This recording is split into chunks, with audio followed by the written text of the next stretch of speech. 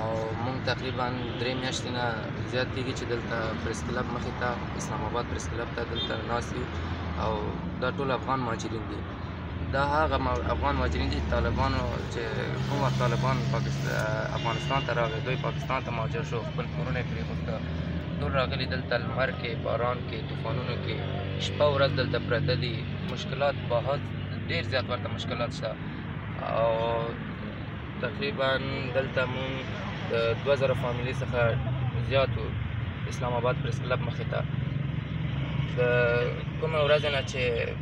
مونږ تظاهرات شروع کړه او مونږ دلته راغلو د 2000 فامیلي څخه ډېر زیاتو، خو بیا چې کله مونږ د ریفیوجي ډیز او د مهاجرینو ورځ و هغې په ورځ مونږ تظاهرات وکړو او پاکستان کې اسلام آباد کې ریډزون ته لاړو. هغه ځای کې مونږ ته د پاکستان دولت څخه ډېر زیات وځورول شو او هلته زمونږ ماشومان، زمونږ زنانه، زمونږ ورونه، زمونږ خویندې، هغوی ته ډېر زیات یعنې مشکلاتو او هغې ځای کې وهل او ټکول د پولیس لخوا مونږ ته وشو. هغې وخت کې بیا مونږ لیډر جیل ته ویوړو، د لیډر سره 11 کسه نور چې اډیاله جیل راولپنډي کې وایي هلته بندي وو او هغې کې 9 کسه خلاص شو. 2 کسه اوس هم چې مونږ لیډر احمدضیاء فیض ده هغه بندي د هغوی سره یو ماشوم و چې هغه خلاص شو زندان نه او هغې وخت نه بیا پولیس مونږ ته اخطار ورکړ چې تاسو به نور دلته نه کښېنئ پریس کلب کې. هغې وخت نه مونږ فامیلي کم شو او مونږ خلک کم شو. اوس هم تقریبا 1500 فامیلي ته رسیږي دلته شته اسلام آباد پریس کلب کې. بنیادي مطالبه دا دی چې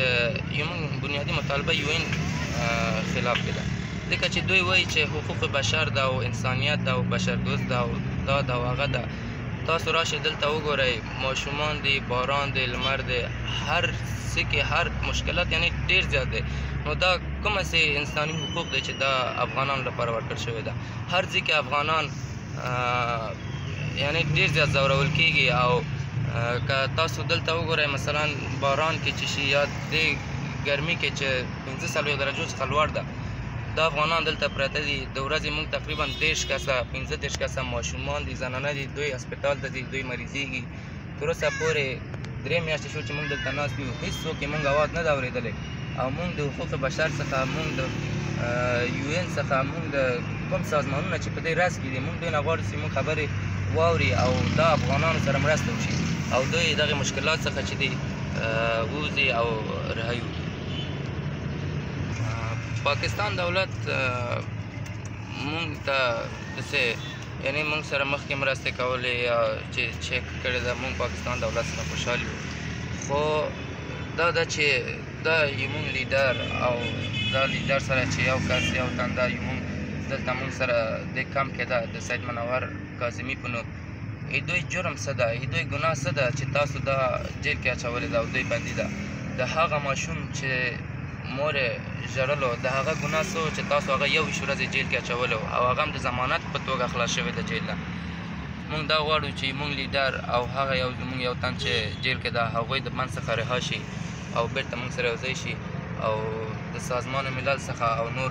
سازمانونو څخه غواړو چې مونږ مشکلات ته رسیدګي وکړي او دا افغانان د مشکلات څخه رهایي وشي.